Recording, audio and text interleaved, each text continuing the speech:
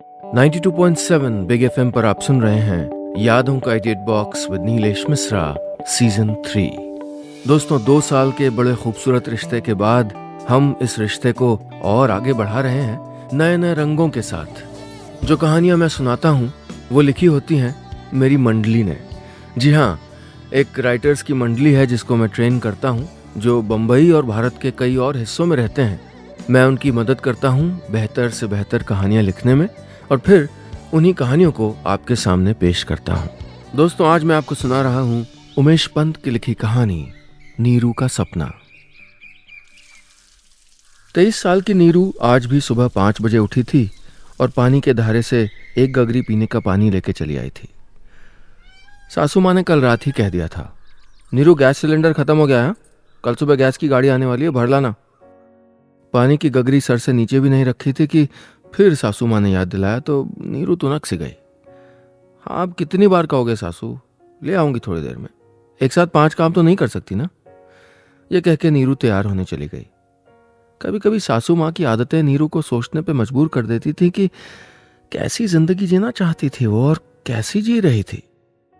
नीरू को अच्छे से याद था जब वो छोटी थी तो कारगिल का युद्ध हुआ था। दूरदर्शन पर रोज वो गोलियों के चलने की आवाज सुनती, धुआं उड़ाते टैंकरों पे बैठे सैनिकों को हाथ में बंदूक थामे बीहड़ पहाड़ों पे चढ़ते उतरते देखती तो जैसे उसके शरीर में कोई झुरझुरी सी होती।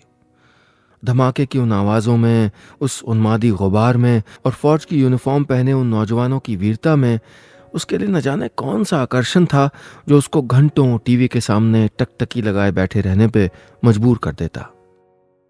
नीरू का भी मन होता कि वो भारतीय सेना में जाके देश की सेवा करे और दुश्मनों को सीमा के बाहर खदेड़ फेंके। अपने ईजा बाजू की इकलौती बेटी थी नीरू। धीरे धीरे बेटे से होने वाली सारी उम्मीदें नीरू से जुड़ने लगीं। नीरू जैसे जैसे बड़ी हो रही थी वो घर और घर के बाहर के उन सारे कामों को करने लगी थी जो अक्सर पिथौरागढ़ नाम के इस पहाड़ी कस्बे में लड़कों की जिम्मेदारी समझे जाते थे। पिताजी के जाने के बाद उसकी जिम्मेदारियों के दायरे में कई और काम भी आ गए थे।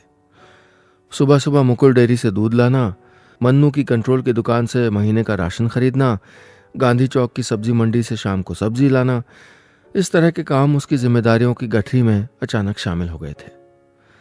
शादी के बाद भी वो जिम्मेदारियां जस की तस रहीं। जब तक उसका पति राजीव जिंदा था तब तक बाहर के काम वो कर दिया करता था, लेकिन शादी के 3 महीने बाद ही उसकी मौत हो गई थी। तब से अपने लिए, अपने सपनों के लिए सोचने का वक्त कहाँ मिला था नीरू को। आज जब गैस की लंबी लाइन में पूरे 1 घंटे तक खड़े होकर नीरू को अपने कोटे का सिलेंडर मिला, तब तक वो थक के चूर हो गई थी। सर पे तौलिया और उसके ऊपर सिलेंडर रख के वो अपने घर की तरफ जा ही रही थी कि उसको पीछे से किसी ने आवाज दी। नीरू ने मुड़ के देखा, एक कहीं कभी देखी सी शक्ल उसकी ओर देख के मुस्कुरा रही थी। 92.7 बिग एफएम पर आप सुन रहे हैं यादों का edit box with Nilesh Mishra season 3। दोस्तों, आज मैं आपको सुना रहा हूं अपनी मंडली के सदस्य उमेश पंत की लिखी कहानी नीरू का सपना।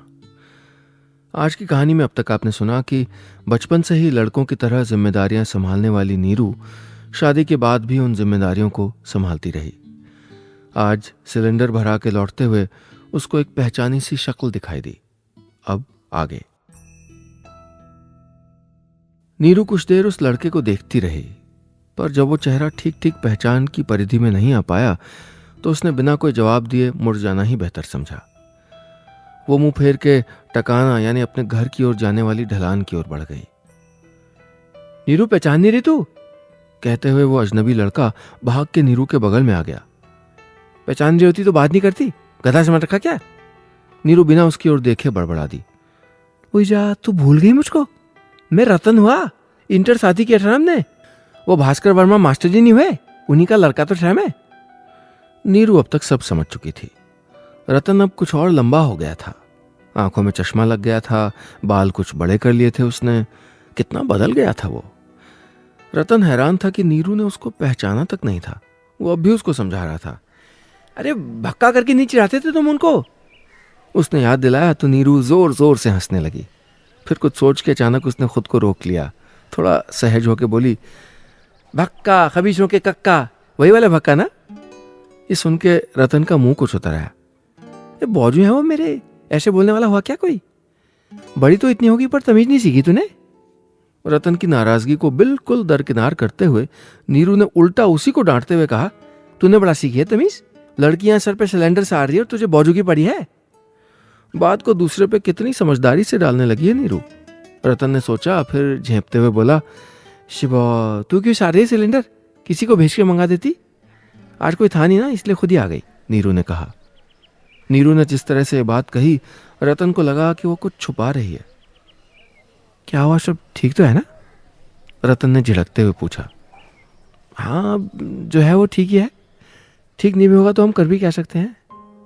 यह कह के किसी दार्शनिक की तरह न जाने क्या सोचने लगी थी नीरू। टकाना तक का वो ढलान भरा रास्ता चुपचाप कट गया। घर जाने से कुछ देर पहले नीरू ने रतन से कहा, ला सिलेंडर दे दे अब। अरे घर तक पहुंचा देता हूं, रतन ने जोर देते हुए कहा। अब बच्चे नहीं हैं रे हम, शादी के बाद लोग एक साथ ऐसे देखेंगे तो फालतू बातें सुनाएंगे। नीरू पंजों के बल जमीन पे बैठ गई और रतन ने सिलेंडर नीरू के सर पे रख दिया। लोगों की इतनी परवाह कब से करने लगी है नीरू, रतन ने सोचा। जाने से पहले उसने कहा, अब कब मिलेगी?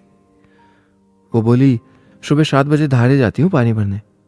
ये कह के नीरू घर की ओर चली आई। रतन का पूरे 7 साल बाद इस तरह अचानक मिलना कुछ अच्छा सा लगा था उसे। 92.7 बिग एफएम पर आप सुन रहे हैं यादों का edit box with Nilesh Mishra season 3। दोस्तों, आज मैं आपको सुना रहा हूं अपनी मंडली के सदस्य उमेश पंत की लिखी कहानी नीरू का सपना। आज की कहानी में अब तक आपने सुना कि कई सालों बाद अपने स्कूल के दिनों के दोस्त रतन से मिलकर नीरू की पुरानी यादें ताज़ा हो रही थीं। नीरू के पति गुजर गए हैं और वो अपनी सास के साथ अकेली रहती है। रतन से सुबह मिलने का वादा करके नीरू घर लौट आई। अब आगे। रतन वर्मा 11वीं में पढ़ती थी नीरू जब पहली बार इस नाम से उसका साबका पड़ा। क्लास की लड़कियां नीरू से बात नहीं करती थीं क्योंकि उनको लगता था कि नीरू बिगड़ी हुई लड़की है। वो जीन्स और टी शर्ट पहन के बाजार में घूमती थी, बदतमीजी नहीं सहती थी, उल्टे जवाब देने की हिम्मत रखती थी। लड़के उसके मुंह नहीं लगते थे क्योंकि वो जानते थे कि बाकी लड़कियों की तरह चुपचाप रहने वालों में से नहीं है ये। उस दिन class teacher Rajesh Joshi class में आए। हाथ में मोटा डंडा लेके आने वाले मास्टर जी से पूरी क्लास थर थर कांपती थी। उनके सामने कोई छू भी करे ये उनको बर्दाश्त नहीं था। पूरी क्लास में एक नीरू ही थी जो उनसे भी नहीं डरती थी। अटेंडेंस लगाने से पहले मास्टर जी ने कहा, रतन बेटा खड़े हो जाओ। क्लास की दाहिनी तरफ सबसे आगे की बेंच में एक सीधा सादा अमीर सा दिखने वाला एक लड़का सर झुका के खड़ा हो गया। ये रतन वर्मा है, आपके नए सहपाठी। इनको कोई दिक्कत हो तो आप लोग इनकी मदद करेंगे। बाकी की क्लास के साथ साथ नीरू ने भी उस दिन पहली बार रतन को देखा।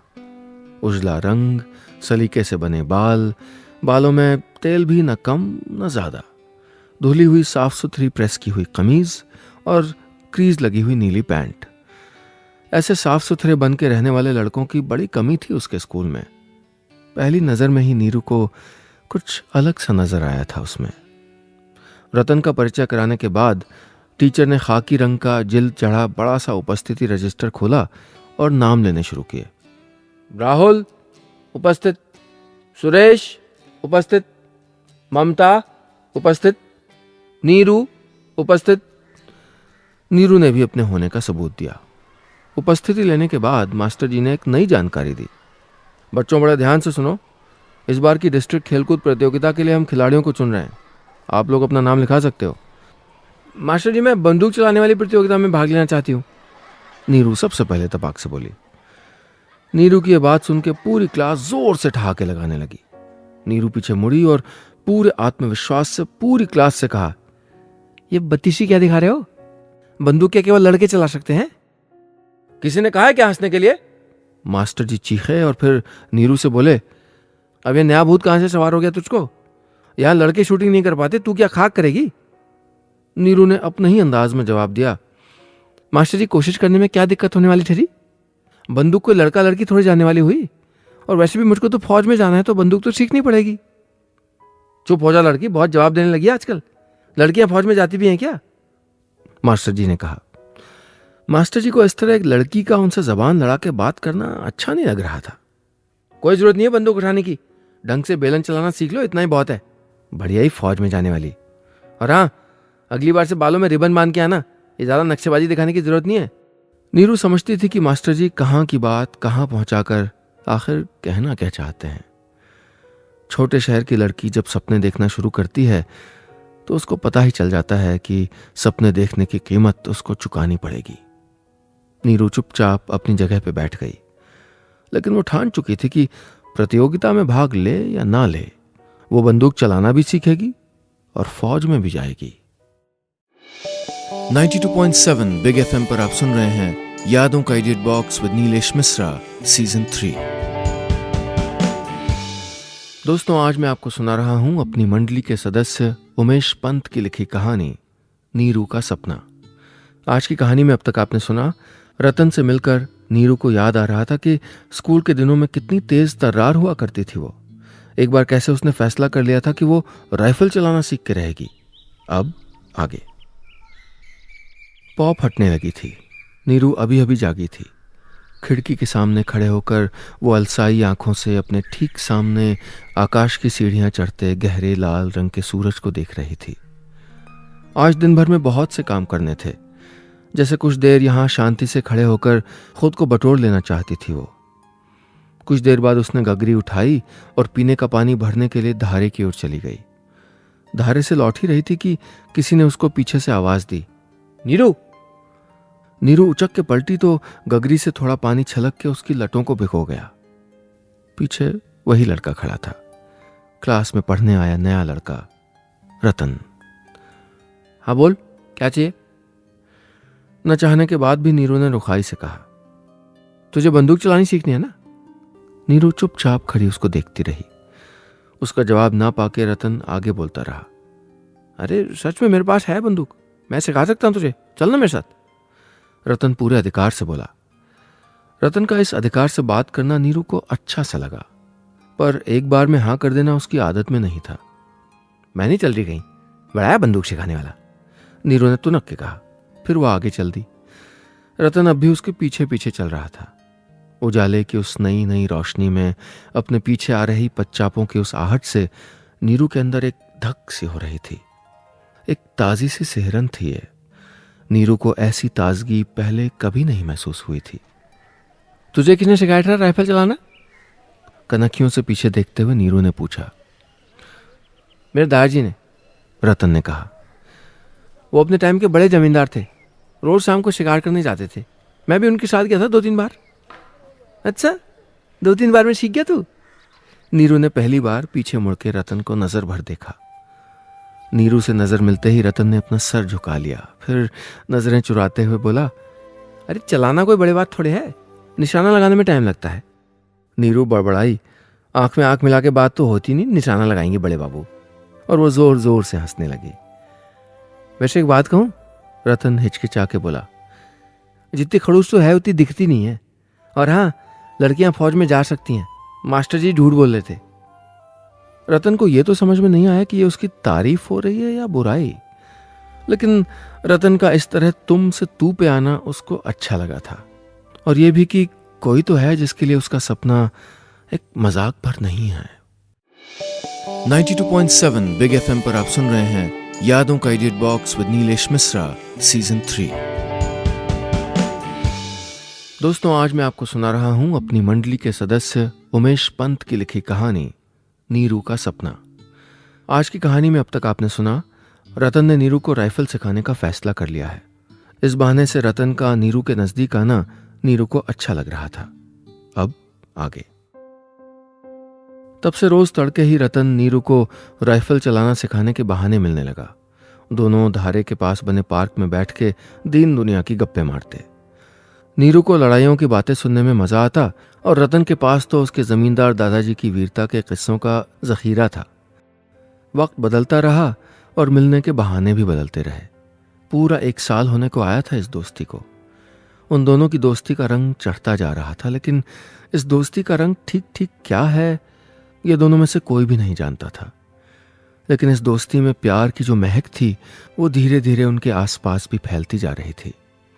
इस बात की खबर अब पूरे स्कूल ही नहीं बल्कि उस छोटे से कस्बे के गली नुक्कड़ में आग की तरह फैल रही थी कि नीरू और रतन सुबह सुबह अकेले में मिलते हैं। और ये किस्सा पूरे 1 साल से चल रहा है। नीरू सुंदर भी थी और मुंह फट भी। छोटे शहर में ये दोनों गुण चर्चा में आने के लिए बहुत होते हैं। उस पर रतन से बढ़ रहा मेलजोल जैसे आग में घी का काम कर रहा था। पिछले कुछ दिनों से नीरू महसूस कर रही थी कि माँ कुछ उखड़ी उखड़ी सी रहने लगी है, जैसे कुछ कहना चाहती हो पर कह नहीं पा रही हो। आज कई दिनों के बाद माँ कुछ खुश थी। रात को खाना खाते हुए माँ ने नीरू से कहा, बेटा तेरे लिए एक और रिश्ता है। ईजा तो फिर शुरू हो गई। अरे मुझे नहीं करनी ना शादी वादी। माँ ने खाने की थाली किनारे रखी और बोली, बेटा तुझे पता है ना कि एक अकेली औरत की बेटी के बारे में जब समाज में तरह तरह की बातें होने लगती तो उसको कैसा लगता है। मैं जानती हूँ कि मेरी बेटी बिगड़ी नहीं है, लेकिन मैं लोगों को तो नहीं मना सकती ना। अच्छा थोड़ा लगता है जब लोग रतन और तेरे बारे में ऐसे बातें करते हैं। नीरू तुनक गई, बोली, अरे ईजा क्या बात करी है तू। जैसे नीमा हुई वन्ना हुई वैसे भी रतन दोस्ती तो हुआ ना मेरा। इसमें इतना बवाल करने वाली बात क्या हुई। लेकिन अब माँ की आवाज में धीरे धीरे सख्ती बढ़ रही थी। बेटा नहीं होती एक बात, इससे पहले कि बात आगे बढ़ जाए और कोई तुझसे शादी तक करने को राजी ना हो, हाँ कर दे बेटा। मैं कोई इतनी अमीर नहीं हूं कि तेरी हर जिद पूरी कर सकूं। नीरू अपनी माँ को अचानक अपने लिए अजनबी होता हुआ देख रही थी। माँ को इस तरह की बातें करते हुए उसने आज तक नहीं देखा था। आज अपनी ही माँ उससे पड़ोसियों की तरह बातें कर रही थी। आंसुओं से तर आंखों से वो माँ को देखे जा रही थी। तू ये शादी कर लेगी तो मेरे भी तो सर का बोझ हल्का हो जाएगा ना। केवल अपने बारे में मत सोच नीरू। नीरू पैर पटकती हुई अपने बिस्तर पे जाके लेट गई। अब तक रतन को इस निगाह से कभी नहीं देखा था नीरू ने, लेकिन आज जब माँ ने उसके और रतन के बारे में हो रही बातों का जिक्र किया तो नीरू को भी लगा कि कुछ तो है उसके और रतन के बीच जो सिर्फ दोस्ती से अलग है। रतन ही तो था जो नीरू को सबसे अच्छी तरह जान पाया था अब तक। गणित के सवालों से लेके रोजमर्रा की कई परेशानियों के हल सुझाए थे उसने नीरू को। नीरू ने सोचा कि शादी नाम की इस आफत का हल भी उसके पास जरूर होगा। बोर्ड परीक्षा का आखिरी दिन था आज। परीक्षा के बाद रतन नीरू के पास आया। वो बहुत खुश लग रही थी। सुन, एक बात बतानी तुझे, मैं कल जा रहा हूं। कहाँ? नीरू ठिठक के रह गई। पापा का ट्रांसफर हो गया है, अब हम रुड़की में रहेंगे। वहीं से मैं इंजीनियरिंग की तैयारी करूंगा। IIT निकालना ना मुझको इस बार। नीरू ने देखा कि रतन के चेहरे पे इस बात का जरा भी दुख नहीं है कि वो उसको छोड़ के जा रहा है। और मुझे भी एक बात बतानी है, नीरू ने रतन की आंखों में आंखें डाल के कहा। मेरी भी शादी हो रही है, लड़का बहुत अच्छे घर से है। नीरू ने रतन के चेहरे को पढ़ना चाहा। उसके चेहरे पे फिर से दुख नदारत था, उल्टा वो तो बेपरवाह लग रहा था। चल अच्छा है, किसी के घर तो ये आफत आनी थी, कह के रतन हंस दिया। नीरू मन महसूस के रह गई थी। घर लौटने के बाद काफी देर तक अकेले में रोती रही थी वो। अगले दिन रतन जा चुका था। नीरू अपने सपनों के साथ इस छोटे से कस्बे में अकेली रह गई थी। अगले कुछ ही दिनों में नीरू का रिश्ता तय कर दिया गया। शादी की तारीख तय कर दी गई। शादी के बाद खुद को इस नई जिंदगी में ढाल ही रही थी वो कि उसके पति की मौत हो गई। 92.7 बिग एफएम पर आप सुन रहे हैं यादों का edit box with Nilesh Mishra season 3। दोस्तों, आज मैं आपको सुना रहा हूं अपनी मंडली के सदस्य उमेश पंत की लिखी कहानी नीरू का सपना। आज की कहानी में अब तक आपने सुना नीरू और रतन की नजदीकियों के किस्से धीरे धीरे स्कूल और कस्बे में आम हो गए। नीरू की मां ने नीरू पे शादी करने का दबाव बनाया। नीरू ने अपनी मर्जी के खिलाफ शादी तो कर ली, लेकिन शादी के 3 महीने बाद ही उसके पति की मौत हो गई। अब आगे। आज इतने साल बाद इस तरह अचानक रतन से मिलकर जैसे अपने अतीत में झांकने का मौका मिल गया था नीरू को। रतन को देख के जैसे उसके पुराने सपने को एक उम्मीद का कोना मिल गया हो। उसने तय कर लिया कि अब और ऐसे किसी दूसरे की शर्तों पे जिंदगी नहीं जीनी है उसको। रतन के साथ बीते कई पल याद आ रहे थे उसको। उस दिन कैसे एकदम सधा सा निशाना लगाने के बाद हाथ में बंदूक पकड़ी हुई नीरू को देख के रतन ने कहा था, तू तो बनी है फौज में जाने के लिए, अच्छे अच्छे लड़के नहीं लगा सकते तेरे जैसा निशाना। उस बीते वक्त को याद करके अचानक नीरू के मन में एक ख्याल आया। उस ख्याल के आते ही नीरू एक अजीब से रोमांच से भर गई। उसको लगा जैसे उसके शरीर के अंदर कई तरह की बेड़ियां खुलने लगी हैं, जैसे उसके भीतर कोई दूसरी नीरू हो जो आजाद हो रही है। इस आजादी के रोमांच से रात भर सो नहीं पाई थी नीरू। सुबह सुबह गगरी लेके वो धारे की तरफ चली गई। रतन वहां पहले से उसका इंतजार कर रहा था। नीरू को देखते ही रतन थोड़ा असहज हो गया। झिझकते हुए बोला, नीरू तेरे पति के बारे में पता लगा मुझे। इतनी छोटी उम्र में तुझे ये सब देखना पड़ा, जान के बड़ा बुरा लगा। नीरू चुपचाप खड़ी आसमान की तरफ देखने लगी। फिर कुछ देर बाद बोली, देख जो हो गया वो हो गया, उसको तो मैं लौटा नहीं सकती, पर आज मैंने एक फैसला किया है और बिना तेरी मदद के वो फैसला पूरा नहीं हो सकता। बोल, देगा मेरा साथ? नीरू रतन की आंखों में आंखें डाले खड़ी थी। रतन जैसे एक बार फिर आत्मविश्वास से लबालब उस पुरानी नीरू को देख रहा था जो कल कहीं गायब हो गई थी। रतन मुस्कुराया। उसकी आंखों में उम्मीद का कतरा लौट आया था जैसे। तू जो भी फैसला करेगी मैं साथ हूं तेरे। नीरू के चेहरे पे जैसे बरसों पुरानी मुस्कुराहट वापस आ गई थी। तुझे याद है ना, बचपन में तूने मुझको बंदूक चलानी सिखाई थी? अच्छे से याद है। रतन मुस्कुराया।